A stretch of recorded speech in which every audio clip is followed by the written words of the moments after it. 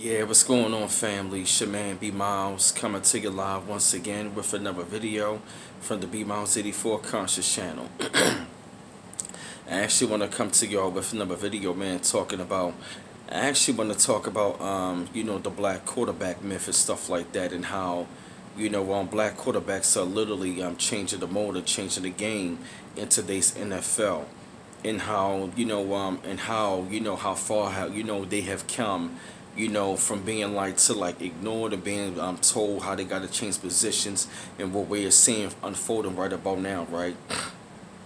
Now, I know this actually going to be a sketchy topic for a lot of people because it's actually going to kind of, cross racial lines, but, it's something that we really got to talk about because, there's always been this myth when it came down to the NFL, that the black quarterback wasn't smart enough to lead his team. But I was actually watching a documentary on ESPN. They were showing how, certain coaches actually took chances on black quarterbacks in colleges and stuff like that. You understand? And a lot of times, you will have, young black American quarterbacks or young black American athletes that want to go to school to play quarterback. But that was when, especially around the time when racism was much more blatant, out in the open and stuff like that. You know what I mean? To tell guys, they would tell black athletes, we don't want you to play quarterback. Instead we want you to change your position because that position was always adorned, when always kept, pretty much sacred, by white males and stuff like that. But I'ma say like over the years we have had many black quarterbacks who have made strides and who have paved the way for what the quarterbacks are doing in the NFL right about now. Because it's so many of it that I want to name. I should have wrote down a list, but I'm gonna just take it from the NFL perspective, right? I'm gonna say like the first black quarterback that's in the Hall of Fame is actually Warren Moon. Warren Moon actually was going to be drafted, but they told him that they didn't want him to play quarterback, so he winds up going to the Canadian Football League, winds up lighting it up over there. I believe won like 4 to 5 Grey Cups, Grey Cups over there. Grey Cups over there. That's when he wound up going to the NFL. And Warren Moon was literally shattering records. He was one of the greatest gunslingers I have ever seen. One of the most prettiest spirals that you will ever see thrown is Warren Moon. They told him that this man cannot be quarterback, but this man came to the NFL and shattered the myth and shattered records, and he was a pocket passer. Because they always want to like, keep us in the box as a dual threat. But it's great that the black quarterback has been a dual threat, but now they're showing that they can pass more.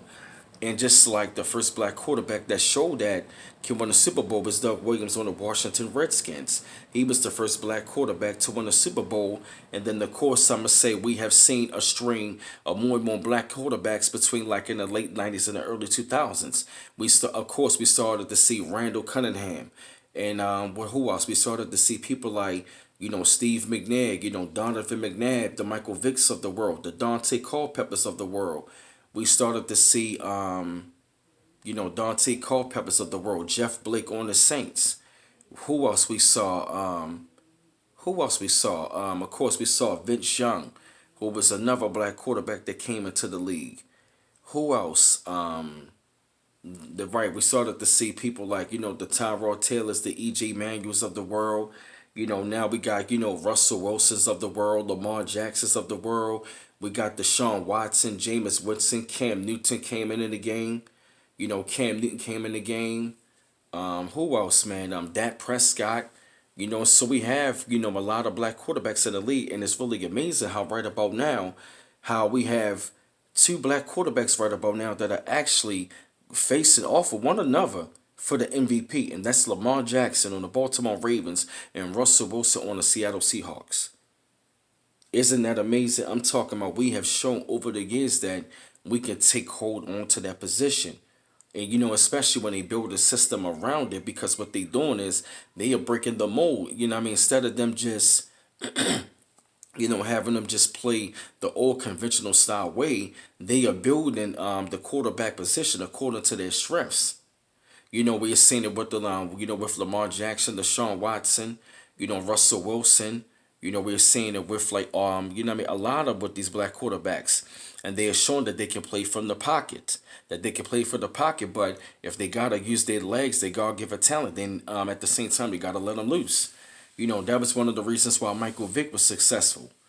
You know, for quite some time, he took hits, but not like a lot of big hits. He might have got injured maybe like once, but for the most part, I mean, you know, Michael Vick was like one of the most amazing talents we ever seen at quarterback. We never seen nothing like that, and that was when he paved the way for somebody like a Lamar Jackson right now. And you know, and I saw a segment when Warren Moon was sitting down, excuse me, with black quarterbacks and all that, and you know the kind of stereotypes that they got to go through. And you know, it's not to playing the victim. That's exactly what they had to go through. As far as like, you know, trying to like, you know, go to that position, they would tell him, oh, he should go to wide receiver. You had Bill Polian saying he thinks Lamar Jackson should go for wide receiver, but he stuck to his guns and he playing quarterback. And look what he's doing. He's a fucking highlight reel every damn week. They comparing him to Michael Vick. Every time he does something amazing, Michael Vick is on the show the next day. You understand? We are seeing how the mode and the tide is changing, of how they're coming to the NFL. More and more black quarterbacks are coming, and they are changing how the game is being played. They are showing that we can be pocket passers and we can run at the same time. So the dual threat, you know what I mean? You know what I mean? In this day and age, they're showing how defenses are getting much more faster. You got to be a dual threat. You have to be. Because they send the quarterbacks to get faster, the defense getting faster, so the quarterbacks got to be faster. You got to be a dual threat. And being a dual threat is nothing wrong with that. But of course, they want to compare them to running backs and stuff. You know, that's why they say not bad for a running back. But, you know, to see what these young black American quarterbacks are doing, I'm really amazed and I'm proud of them. You know, of the strides that they have made in the path and the ones that came before them that laid the foundation for them. I definitely got to give them the credit. But I had to come to y'all with this video, man, spread thoughts up on this, shed light up on the situation. I felt the need that y'all had to hear this subject. Keep on liking and subscribing to my channel. Always appreciate the love.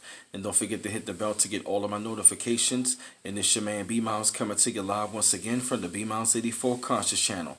One love once again. Peace.